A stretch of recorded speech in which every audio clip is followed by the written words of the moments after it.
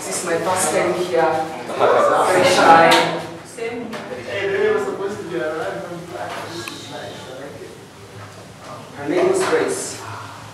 Now there's no more smile on her face, and all she has in the place of her heart is a cold case. And I love for her, she says it's gone, it's a lost case. So she remembers those days when she danced and laughed in the sun rays, before the rain came and the pain, and now all of her days are grey.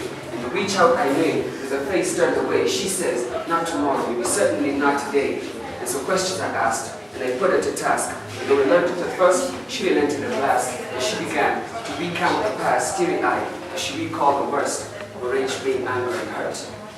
You see, all girls have dreams of all of their first days, their first hugs, first kiss, their boyfriends, and soulmates. See, for Grace, this had always been her first date. So when the sister went out, she stayed up late, and she didn't go to bed till she heard all the details.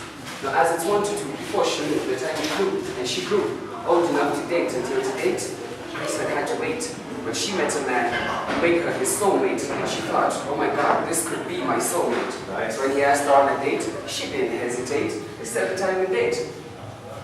Now, all day long was a song on Grace's lips, and a light in her eyes, and a skip and a step. And when it came time to go, her hand shook so she couldn't hold the brush stick to her lips, or see a stick to her lips. And she wondered what dress, maybe the black strap dress? But no, that made her hips look too white set. So she chose the purple satin with the matching earrings, necklace, and bracelets. And they got to the date, and everything was going great, till he said he wanted to go home and get intimate. Now, Grace wasn't really into it, but she didn't want to lose him, so she gave into it. And so they made their way back to his place, onto his couch. Then her breathing and pulses began to race, and Grace was still chaste. Never before touched in such a way, so she said, Charlie, please wait. It was too late. Charlie felt like he waited too long. The dam within him burst and the current was too strong.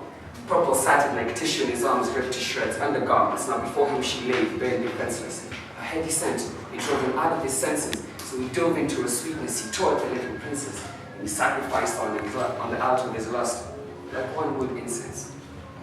Now, Grace felt him go harder, go faster, go stronger, then falter, and collapsed, spent gasping for breath. So she pulled herself from under him, put on a straight face, wiped her tears away, and put on the tattered remains of her purple satin dress. And she vowed never trust a man, no, never again. And that is why there's no smile on the face of Grace. And that is why there's no smile on the face of Grace. And so I say to Grace, say, I am the beautiful one. No, you say, I am the beautiful one.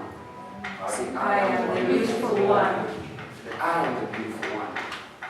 Though broken, bruised, and battered, thoughts confused and scattered, this end yet unwritten is my journal, and within me lies a kernel, and the germ of a dream, that will take root soon as some mortal will see, that will take bloom soon as the sun beams, so that you too will see that underneath this husk, this hard forbidden crust, is a soft, sweet center sensitive to the touch. But first you must earn my trust. For though some are friends, others are less so, and friend or foe, how do you tell? Well, I'm yet to know. You see, the lies they devise are in disguise, and sometimes fall prey to they I may, and they never lie twice the same way, the same day. See, I was as much of a fool as I was yesterday and today.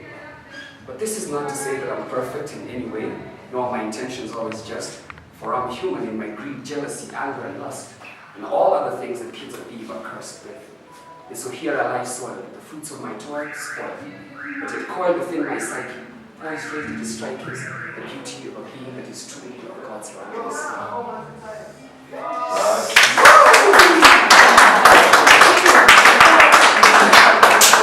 Amen.